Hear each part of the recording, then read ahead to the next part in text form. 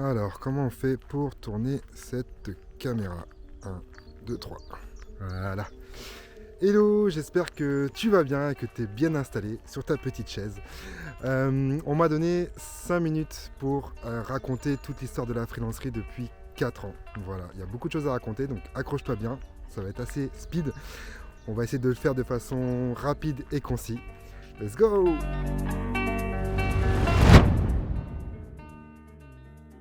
L'histoire commence fin 2019. Je lance une bouteille à la mer sur LinkedIn. J'écris un post qui n'est pas forcément super bien écrit, pas très sexy, mais qui traduit bien ma volonté. Je recherche des freelances pour créer un collectif. Déterminé, c'est le mot. Je crée une première équipe. Dedans, il y a Cyril. Je me rappelle qu'on s'est vu au Columbus Café. On s'est regardé. Il m'a regardé. Je l'ai regardé. Il m'a regardé. Il m'a encore regardé. Et là, gros coup de foudre. Je pense qu'il a vraiment kiffé le concept. Et il a signé tout de suite. Ensuite, il me présente Guillaume. Avec Guillaume, on parle pas de métier, on parle pas de communication, on parle d'humain. Et je vois qu'il croit en l'humanité et ça, j'aime bien. Donc, il embarque l'aventure avec nous, accompagné de 5 freelances. Janvier 2020, on est à 2 jours d'officialiser le collectif. Et là, bim, je me fais voler mon ordinateur. Je pleure, je pleure, je pleure. Parce que tous mes dossiers sont dedans et je suis obligé forcément de retarder le lancement. Entre-temps, je rencontre Nico, c'est un consultant infra. Infra, je ne connais rien dedans. Il me parle, je comprends la moitié de ses mots. Il me parle d'infrastructure, il me parle de cloud, il me parle d'hébergement web, il me parle de tout ça. Mais je comprends juste qu'il m'a installé un cloud. Et le cloud, je pense que si je l'avais rencontré avant Nico, je pense que j'aurais pas forcément perdu tous mes dossiers et j'aurais pu lancer le collectif en janvier 2020, comme je l'espérais. Le 13 mars 2020, je lance le collectif. Je loue une salle de réunion. Accompagné de mes 5 freelances. Et si je dis 13 mars 2020, je pense que vous avez un événement qui va arriver, forcément, confinement, Covid, le pire timing possible. Pendant ce confinement, forcément, on ne peut pas se voir. On affine le concept, on se voit à distance. Zoom nous aide très bien du coup à consolider l'équipe, consolider le process et créer du lien entre nous. Sortie du confinement, là, on peut se voir. Donc, ensemble, on travaille dans des bars. Je pense que tous les cafés de Nantes nous ont vus. Et l'idée, c'est qu'on puisse encore souder du lien, mais de manière physique. Et ça, c'est encore mieux. Septembre 2020, je suis en vacances. Je reçois un mail. Voilà, un formulaire de contact sur le site internet.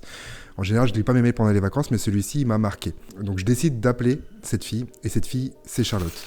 On parle bonne heure ensemble et je vois qu'elle kiffe vraiment notre concept et elle embarque l'aventure avec nous. Bim, juste après, deuxième confinement. Encore ce bon flair que je ne sens pas du tout.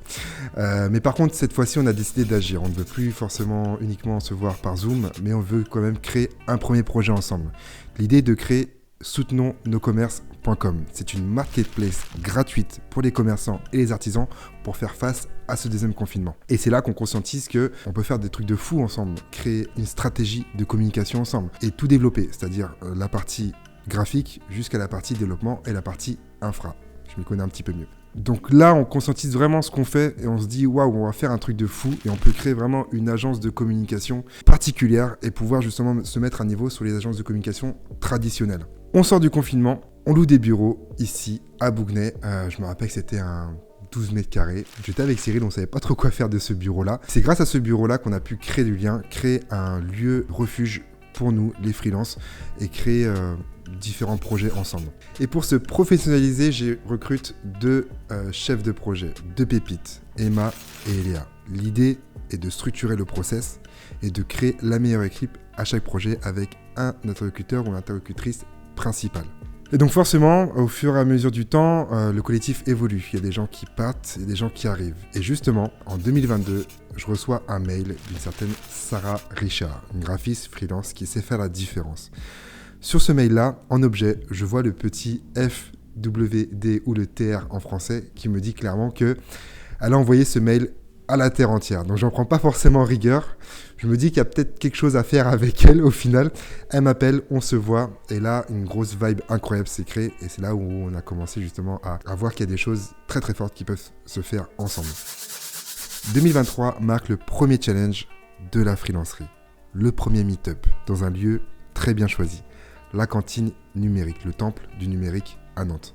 L'idée est de contrer les tendances de la communication et d'apporter du fond plutôt que de la forme. C'est là où commence à émerger notre vraie vision de la communication. Donc on flippe tous un peu, on n'est pas forcément à l'aise devant 100 personnes avec le micro, mais on l'a fait, on tient notre première conférence. Et plus récemment, Fanny, Laure, Camille nous ont rejoints dans l'aventure pour consolider. L'idée, c'est de passer au niveau supérieur. On a besoin aussi de personnes qui puissent insuffler une nouvelle ère, un nouveau souffle à la communication et à la freelancerie. Et également Maëlys et Aurélie, Pitou pour les intimes, qui ont intégré justement cette académie des rookies qu'on vient de mettre en place en 2024 pour aider les jeunes freelances à se développer. Et j'en profite également pour embrasser tous les anciens membres qui ont fait partie de cette aventure magnifique. Je pense à Bertie, à Martin, à Brice, je pense à Alex, à Raph, à Perrine, à Alice, Joël, Camille, Thomas et Cassiopée. C'est difficile pour moi de tout résumer en 5 minutes, mais ce que je peux vous dire, c'est qu'on reste déterminé. Notre ambition est la même depuis le début, celle de devenir l'agence la plus inspirante du monde.